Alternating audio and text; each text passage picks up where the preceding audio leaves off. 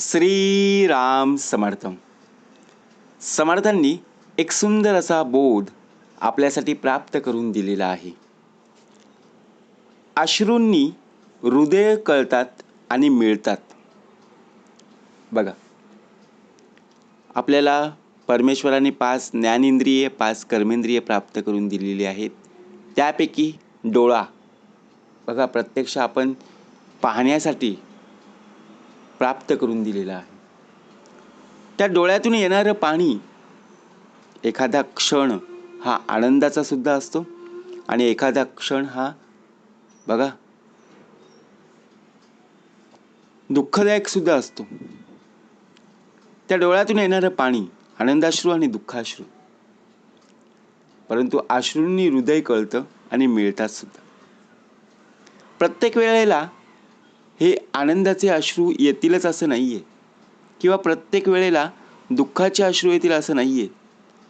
कधी तुमच्या आयुष्यात सुखाचे दिवस येतील, कधी तुमच्या आयुष्यात दुःखाचे दिवस सुद्धा पाहायला मिळतील. परंतु अश्रू हे मनातील भावना व्यक्त करत असतात. आपल्या डोळ्यातून टचकन पाणी येतं, आपल्याला कळत सुद्धा नाही. बघा, एखाद्या वेळी आपण इमोशनल होतो. एखाद्या वेळी बघा कोणी काय बोललं की आपल्याला लगेच राग येतो, डोळ्यातून पाणी येतं, आपल्याला सहन होत नाही. किंवा बघा एखादी जखम झाली, एखादी आपण चालताना बघा ठेच लागली की डोळ्यातून पाणी येतं. असं का होतं? काही वेळेला जर आपण पाहायला गेलो, आपल्याला इतरांच्या भावना समजून घेता येतात आणि नातेसंबंध सुद्धा दृढ होतात. जेव्हा आपण दुसऱ्यांच्या दुःखात सहभागी होतो, तेव्हा अश्रूंच्या माध्यमातून आपण एकमेकांना जोडत असतो.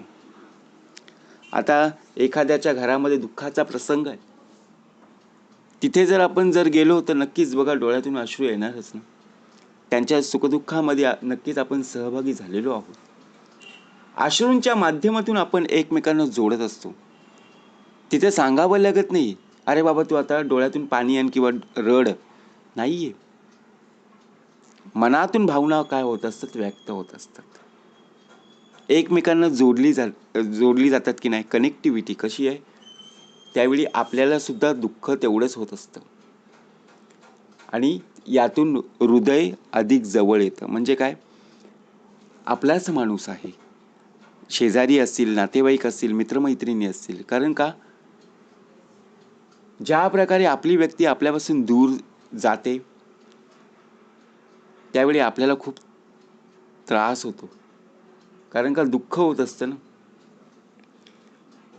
अश्रू हे मनाच्या आतल्या वेदना, दुःख किंवा वेदनादायक भावना व्यक्त करत असतात. जेव्हा आपण हे अनुभवतो ना, तेव्हा आपल्याला दुसऱ्या व्यक्तीच्या भावनांची खरी जाणीव होते. आपण केव्हा अनुभवतो, आपल्याला दुसऱ्या व्यक्तीच्या भावनांची खरी जाणीव केव्हा होईल? अश्रू पाहिल्याने किंवा त्यांचं कारण समजल्याने. मनाला दुःख तेव्हाच होतं, तेव्हाच कळेल. आपल्यावर आलेले संकट ज्यावेळी आपण इतरांना सांगू, त्यावेळी बघा प्रत्यक्षात समोरची व्यक्ती ज्यांना आपण सांगितलेलं आहे, ती व्यक्तीसुद्धा आपल्या दुःखामध्ये समावेश होईल किंवा बघा प्रत्यक्षात सहभागी होईल. परंतु जर आपण एखाद्या व्यक्तीला सांगितलं आणि ती व्यक्ती जर आपल्या दुःखामध्ये सामील झाली नाही, सहभागी झाली नाही, मग आपल्याला अजून त्रास होतो. अजून आपलं बघा प्रत्यक्षात राग येतो की नाही. मग खरं दुःख तेव्हाच होतं,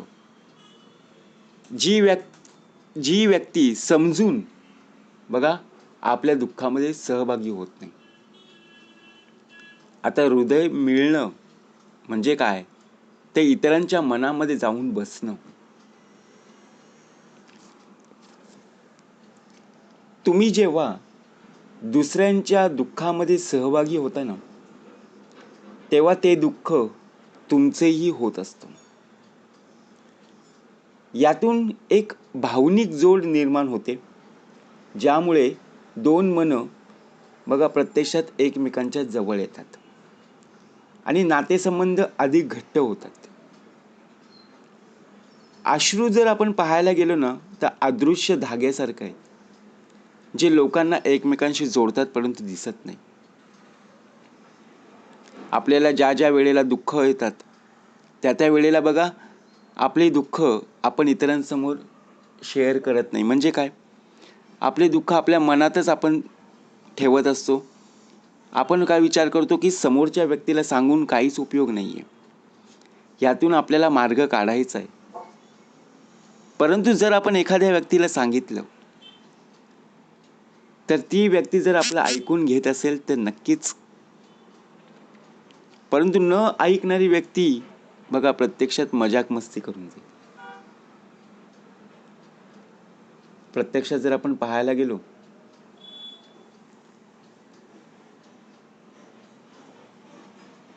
आपल्या मनामध्ये विचार येत असतात, परंतु विचार तेव्हाच येतात आपलं मन शांत असतं. मन चंचल असलं की आपल्याला कुठेही जाणं बघा वाटतच नाही. दुसऱ्यांच्या घरामध्ये दुःखाचा प्रसंग ओढावलेला आहे किंवा आपल्या घरामध्ये दुःखाचा प्रसंग ओढावलेला आहे, तरीसुद्धा आपण बघा त्या बेडवरच बसलेलो आहोत किंवा खुर्चीवरच बसलेलो आहोत. काय करावं काहीच सुचत नाही आहे. अशावेळी आपण काय विचार करतो, अरे जेव्हा घटना घडते ना तेव्हा आपलं मन बुद्धी पूर्णपणे ब्लँक होते. कोणाला फोन करू, काय करू, कसं करू काहीच कळत नाही. आणि ज्यावेळी बघा प्रत्यक्षात असे दिवसामागे दिवस निघून गेले ना की नंतर कळतं, अरे यावेळी ही गोष्ट आपल्याला का कळली नाही, बरोबर की नाही, यांना सांगावं असं का वाटलं नाही, असं का होतं. ज्या वेळेला बघा आपल्या डोळ्यातून येणारं पाणी आपल्याला सांगत असतं. एखादा मुलगा चांगल्या मार्काने पास झाला एवढं मात्र नक्की आहे, त्यांच्या घरात त्याच्या आई वडिलांना आनंद वाटला ना, डोळ्यातून पाणी सुद्धा आलं. आई बाबा एवढे कष्ट करायचे, काबड कष्ट करून मेहनत करून मुलींना वाढवलं आणि बघा परीक्षेत उत्तम प्रकारे मार्क मिळवले. हा खरा आनंदाचा क्षण आहे. डोळ्यातून येणारं पाणी हे आनंदाश्रू आहेत. परंतु त्याच मुलाने किंवा त्याच मुलीने जर वाईट कर्म केले, चुकीचे कर्म केले, तर त्याच आई वडिलांच्या डोळ्यात आनंदाचे अश्रू येतील का हो? नाही ना. दुःखाचे अश्रू आल्याशिवाय राहणार नाही. म्हणजे विचार करा, आपल्या नातेवाईकांच्या, आपल्या घरातल्या लोकांच्या डोळ्यांमध्ये, आपल्या डोळ्यांमध्ये असणारं पाणी हे केव्हाही आनंदाचं असणं गरजेचं आहे. कोणाला आपण त्रास द्यायचा नाहीये, कोणाच्या वाटेला दुःख पाठवायचे नाहीयेत. येणार हे नक्कीच आहेत, परंतु आपण स्वतःहून कोणाला दुःख द्यायचे नाहीयेत, त्रास द्यायचा नाहीये. दुसऱ्यांच्या दुःखामध्ये सुद्धा आपल्याला सहभागी होणं तितकंच गरजेचं आहे. आपण काय विचार करतो, अरे ही व्यक्ती माझ्याशी बोलत नाही, मग मी त्यांच्या दुःखामध्ये सहभागी होणार नाही. फायदा काय, आयुष्य आहे बघा, सुखदुःखामध्ये शेवटी जाणं गरजेचंच आहे. आपण काय विचार करू, माझ्याशी बोलत नाहीये, मी त्यांच्याशी बोलत नाही, मग आम्ही का म्हणून जाऊ, नाहीये. बघा प्रत्यक्षात येणाऱ्या सुखदुःखाला आपला देह त्या सुखदुःखामध्ये नक्कीच सामील झालाच पाहिजे.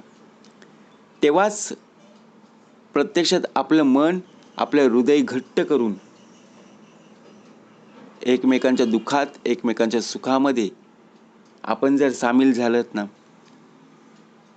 तर नक्कीच मन जुळतील आणि मन घट्ट होऊन बघा कुठलाही प्रसंग असेल ना त्यावेळी सर्व साथ देतील. म्हणून समर्थ म्हणाले, अश्रूंनी हृदय कळतात. दुःखाश्रू असो किंवा सुखाचा अश्रू असो, आनंदाचा अश्रू असो. आणि आनंदाचा अश्रू तेव्हाच आपल्याला प्राप्त होईल ज्या वेळेला आपण चांगलं कार्य करू.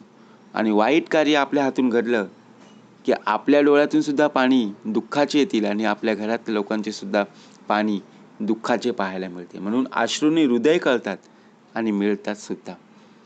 जय जय रघुवीर समर्थ.